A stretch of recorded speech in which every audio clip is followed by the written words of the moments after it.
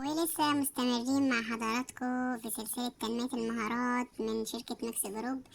معانا النهاردة لعبة أول مسكة قلم. دي لعبة تعليمية بتعلم الطفل إن هو يبتدي الكتابة من أول المهارات ما قبل تعلم الكتابة لحد تعلم الكتابة وطريقة الكتابة الصحيحة وطريقة مسك القلم الصحيحة، لحد تعلم الحروف والأرقام، وكيفية إن احنا نرتبهم جنب بعض.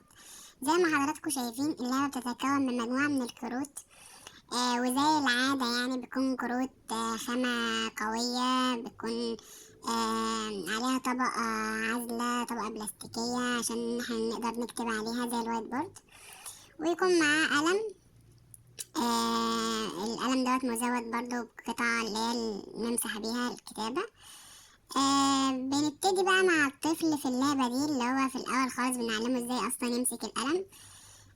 بعدين بيخش بقى على ايه، على مراحل بدائية لسه في الأول اللي هو زي الشخبطة في أماكن معينة، التلوين، التحديد، التظليل، الكلام ده كله.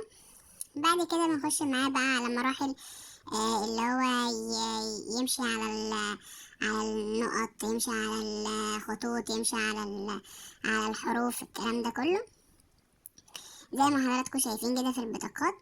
بنفضل نرتفع بالمستوى واحدة واحدة لحد ما الطفل يقدر ان هو يتحكم في ايده ويتحكم في مسكة القلم، يعمل منحنيات، يعمل خطوط، يعمل خطوط رأسية، خطوط طولية. بعد كده بنخش على مرحلة تعلم اصلا ايه الحروف، اللي هي الحروف العربية.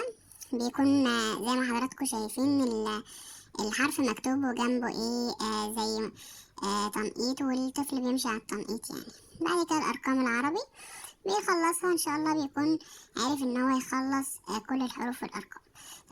لمزيد من المعلومات عن اللعبة وعن أي لعبة على الصفحات تقدروا تتواصلوا معنا على واتساب وفيسبوك وإنستجرام.